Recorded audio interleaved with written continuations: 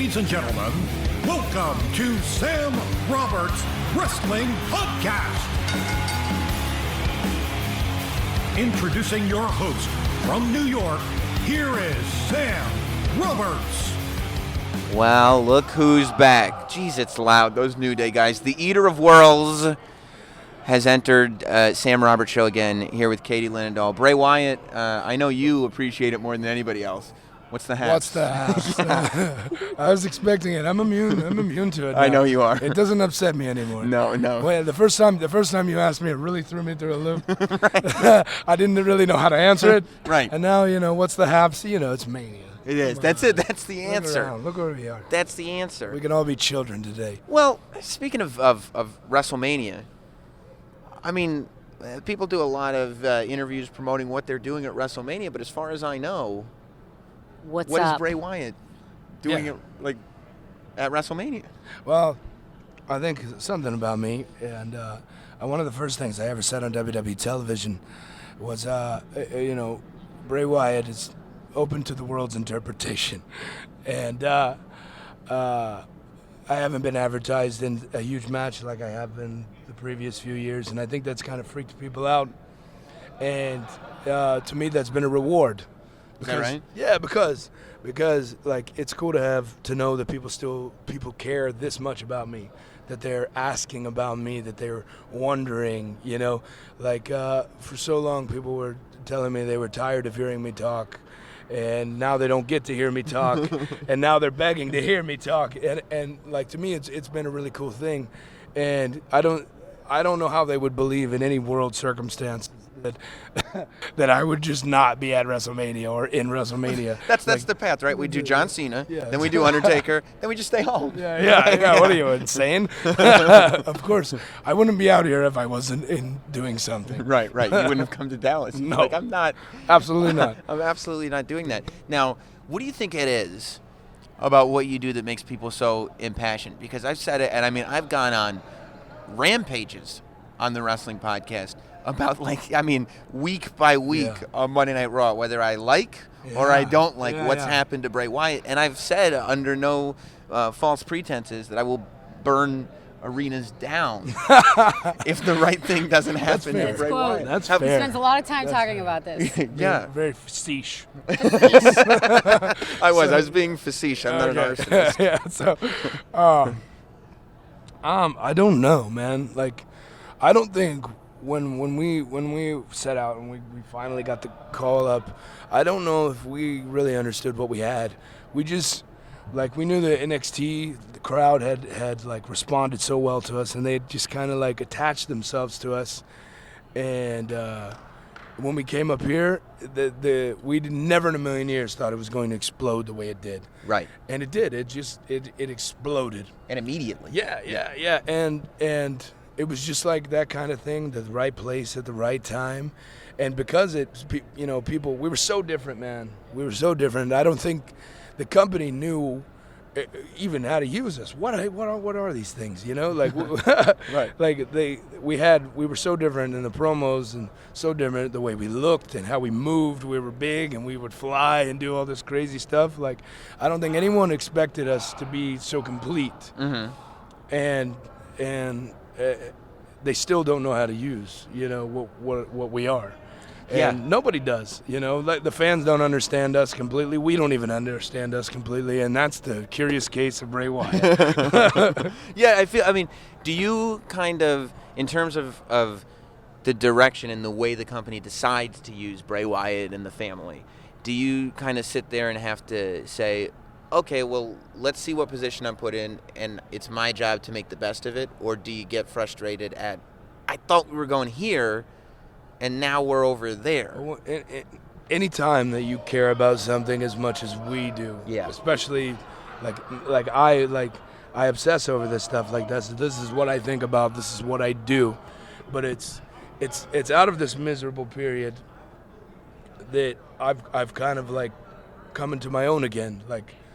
I feel inspired again, because it was in the beginning. Where all this came from was when I was thrown away like a piece of trash, years and years ago. I'm sure you can figure out what I'm talking about. I can. I was thrown away like a piece of trash, and I instead of feeling sorry for myself, which is very like me to do, I would imagine, I got so angry and so frustrated at the world and this company, everything around me, that like that's where it all came from. And it's almost like I need these valleys, because, obstacles. Yeah. Yes. Because they help me create. Like, Right. I start feeling like I want to change this about myself. I want to change this about myself. And like losing Harper has really pissed me off. You know, like all these things, they always work themselves out. You know, they're the things that I actually need. I just didn't know it. What does that makes any sense? What is that feeling? And I get that, because it's like, you know, in order for the Bray Wyatt character to work, you have to feel it. Yeah. And in order to feel it, it's like, what am I raging against? Like, if everything is going well for me at work and the character is going the way it should be going and everybody's like, what's there to rebel against? I want to keep doing it the way you want to do it. Dude, I'll tell you what, like today I was talking about a few years ago, I was about to come up, and we were at a Wrestlemania in New York, and I was doing an autograph signing, and it wasn't like this. It was like, you know, the WWE guys were all doing their stuff down here, their autograph signings, and I was up in a balcony in a corner, and you know, and I had a line full of about 50 diehard NXT guys, which was young at this time, you know. So, and we all had this attitude about ourselves, like back in, you know, Seth and, you know, Big E and like a couple of us, you know, Roman, Dean, we were all had this attitude about ourselves that we were just like, screw these guys, you know, this is, when we get it, we're going to take it, and we're going to, you know, we're going to destroy all these cartoon characters, you know, like, and that was our mindset. And I remember standing at my autograph signing, calling all the guys up on stage, you know, in my autograph line, and we crumpled up all the papers, and we're throwing the papers down at the WWE guys. They're kind of looking at us like jerks. You know, I'm screaming and yelling, and I'm saying horrible stuff, and you know, that was the kind of attitude that I had. Yeah. And that was what brought us here. Yeah. And like you're absolutely right. It's like I need the machine to rage against, you know? Right.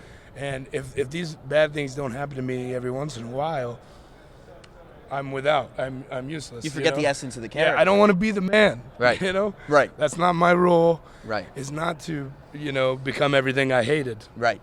Right. Essentially. Right. What's the feeling that you get when you're wrestling like the dark match on Raw, when Harper gets injured, and you know right away, you see the tape that leaked on the internet, and you can see, like, do you immediately get like, no? Well, that's not exactly the word that popped in my head. I figured not. But he was talking to me while it happened. He was saying something to me, and he was throwing punches, and he just goes, what? And he goes, I broke my leg. Immediately. And yeah, I was very, very mad. Yeah. So when we got him out, we finished the thing. I literally brought him back, and I'm pushing him outside in a wheelchair trying to escape, you know, and it was, you know, that's what I'm talking about. That's the type of thing. Right. You don't need it, or you don't know you need it, and you certainly don't want it. Right. But without him, it's so weird, because it's never been without him. Right. You know, we've always been, he's my captain. Yeah. It's always been, it was mine and his before, you know, Rowan and Ron were ever involved. And it's going to be hard, you know. Yeah. But, you know, a soldier falls and drops his flag, and the next soldier comes by and picks it up. Hopefully we'll get more Wyatts. You can't replace Harper. That's impossible. So you get like 5 more guys. Yeah, just an army of Wyatts. Yeah. Like, I don't think we never need to have any titles. We never need to feud with anyone. We should just come out every show, just 20 Wyatts, and just mutilate someone for no reason. Right. Just because that's who Bray we are. Wyatt that's throwing the paper balls at the people that are successful. That's who I need to. That's who I need to find again. Where did he go? Where did he get lost? I think you're finding him. Yeah. I think he's being discovered. I've always been pretty rebellious. Yeah. You know, not a very good kid I was. Hard to believe. Yeah. You know, I think one of the best things about live shows, and I wonder if it's something that's lost on you, is obviously the Firefly experience. Right. And fans. Yeah, no matter what happens, they're there. Does that just feel as epic as it looks every single time? Yeah, I mean, imagine 100,000 of them in a couple nights. You know, like, to me, that's the coolest thing that has ever come of this. And I told a story over there about the first time one of our vignettes aired. Vince was baffled because my name was trending worldwide, and nowhere in the vignette did it say my name. Like, how do they know who he is? And it's just a cool thing like that that the fans have always took to us. Because if you look at this. There is a picture literally right there of us 3 giant-looking crazy men, tattoos, holding alligators. Yeah. I mean, you shouldn't attach yourself to that. That every sense of that picture has danger in it. Right. But people have always attached themselves to us, and we, for the life of us, we don't understand why. The only thing we know is that we love doing it, and we love being who we are. You know. Were you? And the Fireflies is. When did that originate? Do you know? Yes. Because I didn't realize it was going on. It was the night that I did this promo, and it's become known as the Miss Teacher Lady promo. And I walked out in London, O2 Arena, and it was just lights everywhere. I didn't even realize it. Harper grabs me and he goes, "Do you see this?" And I was like, "See what?" Whoa. Like, my brain couldn't even pick up on it. But it was like once I had seen it, like I remember just being in a daze of, wow, that is really wild. I didn't realize it was for me. I thought it was for everyone, you know? like, and then it became something later like that. And it was in like, I was never like, oh, let's call them the Fireflies. You know, it was never something like that. They called themselves the Fireflies, and it became their own thing. And that's what is most beautiful about it to me, is it wasn't created by one person's hand. It was created by the fans on their own, you know? I never asked them to do it. I never told them to do it. They did it on their own. And now it's become a spectacle. Like, almost a piece of what you pay to come see at a WWE show is Wyatt entrance, you know? It's a cool thing. Really cool thing. It's really cool. And buy a sheep mask. And to buy a sheep mask. Yeah. A couple of them now. You're selling black ones, too. Yeah, I know. Yeah, 2 different sheep masks. I don't sell them. Someone else does. Whatever. That's the man. That's the man selling them. Take your cut, sir. When did you find out that you weren't going to be in the ring with Brock Lesnar as far as the advertised Brock Lesnar match goes? Like, was that the plan from the beginning, or do you get to the arena and they go, hey, here's what we're going to do. You're not actually doing this. Me and Brock Lesnar are going to meet. And this is the only way I can put this. Me and Brock Lesnar will meet down the line, and it will mean something. And I'm going to give him my soul and my body, and hopefully he doesn't kill me, but if he does, then so be it. That's about your Mickey Rourke moment. The way to go out is with that's as much as I can give there. You know, I've been beaten up quite a bit this past year. You know, we all have. It's been a rough year. Yeah. As far as the curse of the injury, but I'm still ticking. I'm barely, but I'm still here. Yeah. So I'm still alive. Because I read on the internet, and generally everything on the internet is 100% true. Always true. Yes, that you were injured, and then like 2 days later, I watched you at the Westchester County Center at that show, doing everything you've ever done in every match. There's no such thing as me being kind of hurt. Right. Yeah, I'm either broken or I'm not. Right. So I don't have a really good I have a really good threshold for pain when adrenaline is kicking. That I will say. I see. And then when it's not, it's like just leave me alone. Yeah. I'm in pain. Well, Bray Wyatt, I am looking forward to seeing what happens. Me too. On Sunday.